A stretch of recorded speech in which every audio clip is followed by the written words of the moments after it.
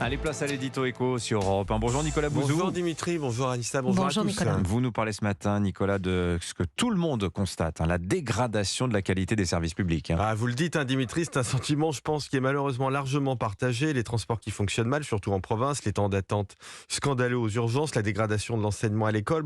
La faible qualité des services publics est devenue un sujet économique et même politique absolument central. C'est la raison pour laquelle le Conseil d'État y a consacré une analyse dans son rapport annuel qui a été présenté à la Première ministre la semaine dernière. C'est quand même une prise de conscience importante et salutaire. L'État, au plus haut niveau, note que l'État ne fonctionne pas, ou plus exactement qu'il ne répond plus aux attentes des Français. Ouais, bienvenue sur Terre. Alors que nous dit ce rapport du Conseil d'État, Nicolas ? Alors 3 constats principaux. Le premier, c'est que la satisfaction des Français dans leurs services publics est en chute.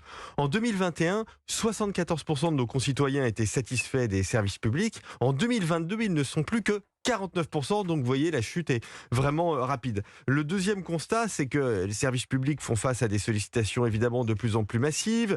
L'administration, face à cela, aurait dû simplifier ses process et notamment s'appuyer sur la numérisation. Elle a fait très exactement l'inverse. Tout est de plus en plus compliqué et du coup, tout est de plus en plus lent.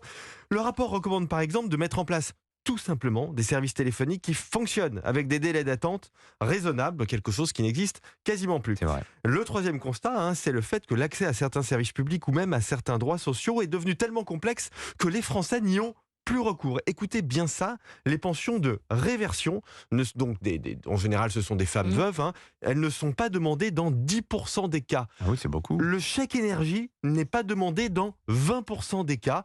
L'État qui devrait protéger les plus faibles ne tient même pas cette promesse. Ah oui, et après, c'est vrai qu'on ne s'étonne plus finalement de cette question récurrente dans le débat public, mais où va notre argent ? Est-ce qu'elle est justifiée cette question ? Dimitri, vous savez que le populisme, c'est pas le genre de la maison, mais alors là, sans l'ombre d'un doute, les Français n'en ont pas pour leur argent. Je vais plus loin, les services publics sont de plus en plus chers et leur qualité se dégrade. C'est pas une fatalité. Regardez au Danemark, les prélèvements obligatoires sont très lourds, comme en France, mais la qualité des services publics est tout à fait exceptionnelle. Si on ne résout pas ça, c'est le consentement à l'impôt qui est menacé. Or, le consentement à l'impôt, c'est la condition sine qua non de la stabilité sociale. Signature Europe 1, Nicolas Bouzou. Merci beaucoup Nicolas. À demain.